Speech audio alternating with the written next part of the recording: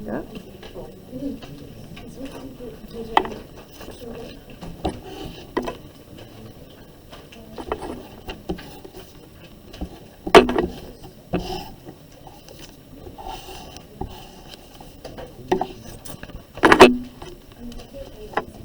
All right, so our definition, kind of like I mentioned earlier, is that the piecewise function is defined by two or more rules.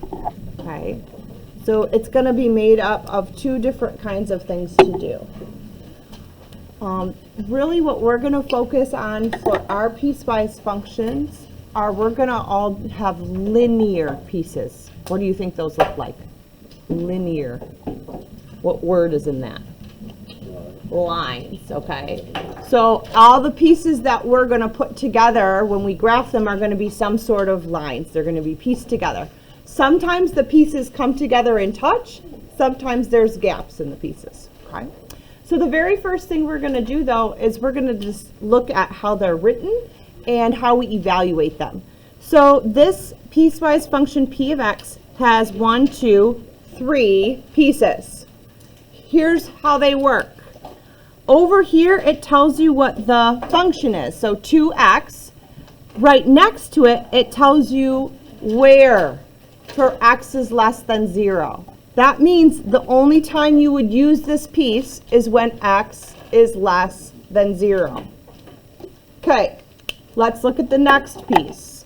The next piece is the function x plus 5.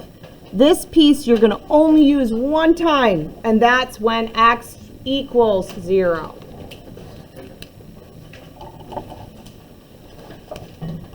This bottom one is 0.5x minus 1. You're only going to use this piece when x is greater than 0. Okay. For now, I'm going to call the top piece 1, 2, 3. Since we're really quiet, when I ask this question, if you would just give me a number. Top is piece 1, middle is piece 2, bottom's piece 3. I'm asking you to evaluate P of 10. Which of the 3 pieces would you use?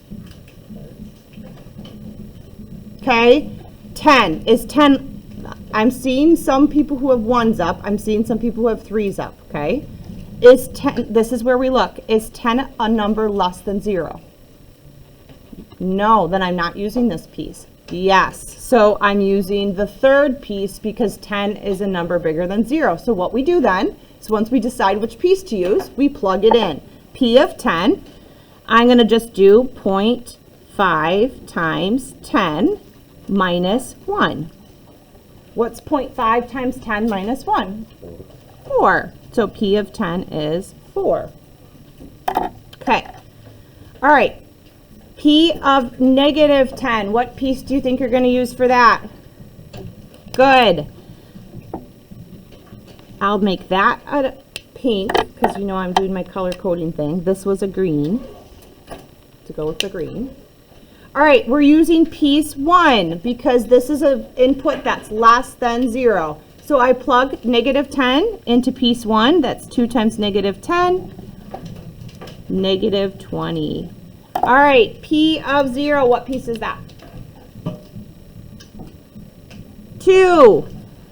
This one is only like just for 0 is when you use that piece. That's the only time. So I'm going to use that middle piece. I plug it in. 0 plus 5 equals 5, right? What about P of 2.48? Which piece? 3. I know it looks weird. Just use your calculator. We're using piece 3 for that because that's a value that's greater than 0. All right, so 0.5 times 2.48, and then I'm going to subtract 1. All right, get those calculators out. 0.5 times 2.48 minus 1. I get 0.24. Can you confirm those? Check my math. This is where I make mistakes sometimes because I go too fast. We're good? All right. So that's one of the first things you're going to do today is just figure out which piece and input something in for an output. All right, so what input value will give an output of -6? Oh, that's interesting.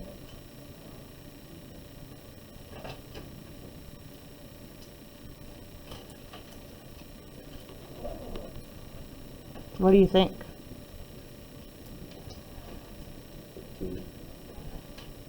What'd you say? 14.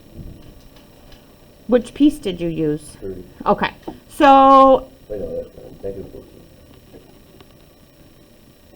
-1. If we did 14, that 7 minus 1 is going to give me a 6. This is negative. I think that I can't use this piece because let's just think, this is a good thought question. These are positive numbers, correct? If I put a positive number in, multiply by 0.5 and subtract 1, am I ever going to get to a -6? No. And I'm not going to use this piece because we already found the output for that. That was 5. What that means is I'm looking at this piece. What would I put in here that would give me an output of -6? 2 times x equals -6. What does x have to be? -3. So the question mark, the input would be x equals -3. Good, that was a hard one. All right, now, even though I will only have you graphing linear functions, I want you to look at this next one. I think hopefully with what we've been dealing with, you can tell me the answer to this question. So we have the function 2x plus 1 when x is less than 2. And then we have the function x squared minus 2 when x is greater than or equal to 2. Which of these pieces, think hard from the last few days, is not linear? Is it piece 1 or piece 2? Which of these pieces is not linear? Its graph is not aligned. What do you think? You can just give me something. Okay? Yes. We've been graphing that. That does not look like a line when we've been graphing that, doesn't it? It looks like a curve. Okay, so you are right. Which piece of f of x is not linear? It would be the piece x squared minus 2. Okay. All right, so how do we do this now if I'm doing a table and maybe I'll ask you to graph some things today? Then you're going to just look up here and you're going to plug it in for the correct piece. So -3 will go in which piece? Piece 1 or piece 2? Piece 1. Okay, so all the way until I get to what? 2. So all the way until I get to 2, don't highlight the 2. Okay. Less than 2 values we're plugging in for this piece. Greater than, what's that little bar under there mean? Or equal to, that's why I didn't underline that piece. Then I'm doing this. Okay. All right, I'm going to give you some time to plug in and get some answers.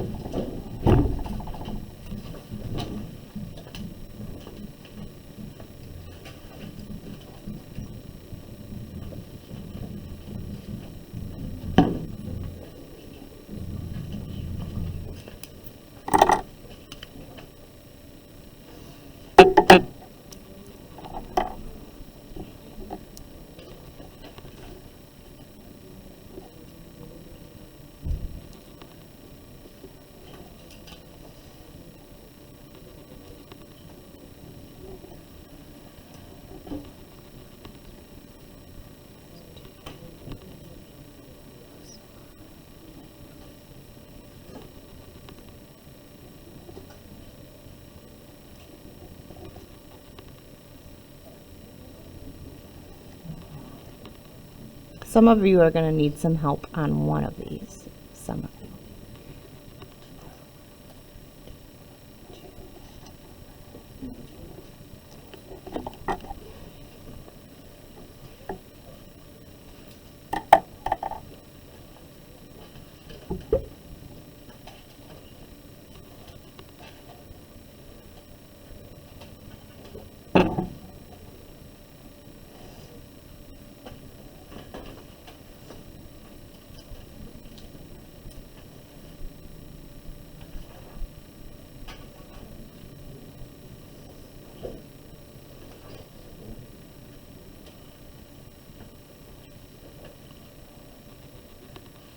Okay, that's what I got.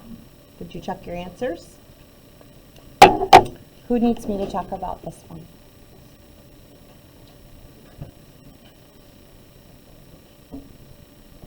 Okay, when we square a square root, what that just does is it undoes it.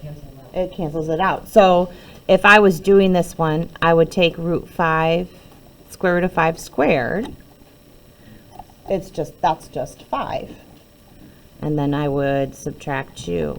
So 5 minus 2 gives me the 3. Okay, hopefully we didn't have any issues plugging those in. All right, so then let's do just one more where we write a function, and then I'll show you some graphing stuff. All right, so Braylon wants to join a gym. If he joins the gym, I'm going to highlight this because I think this might be significant. For 7 months or less, that's probably going to be a piece for 7 months or less. It will cost him initiation fee of $40 plus $12 per month. Okay.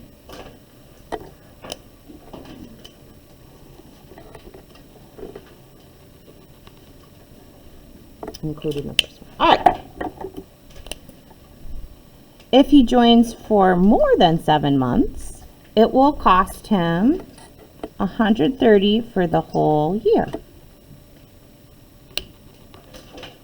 Okay. Are we ready?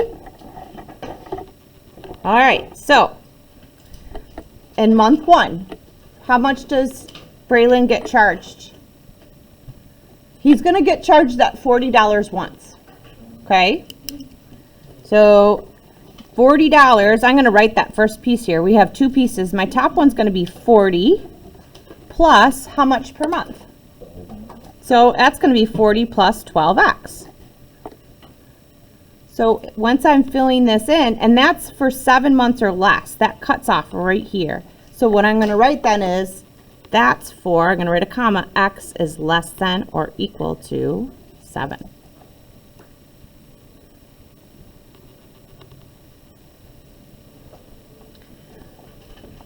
If he joins for more than 7 months, it will cost him $130 for the whole year. There's no x in this.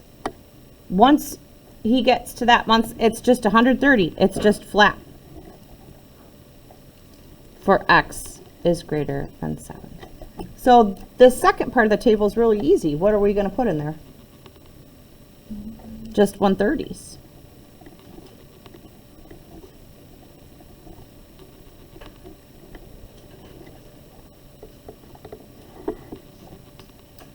And then the first part of the table, I think I can do this in my head, I hope.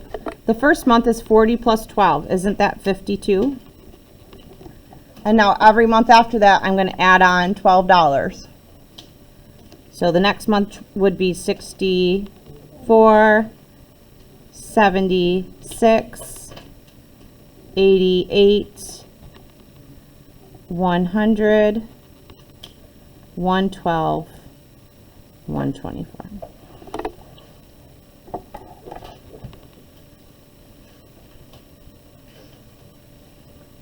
Okay. Good. What do I have on my second example?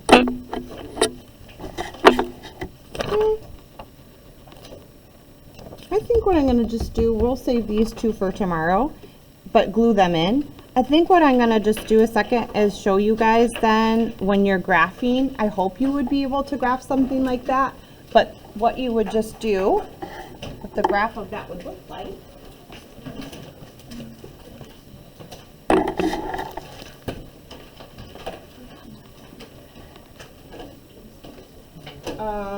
1, 2, 3, 4, 5, 6, 7. Okay.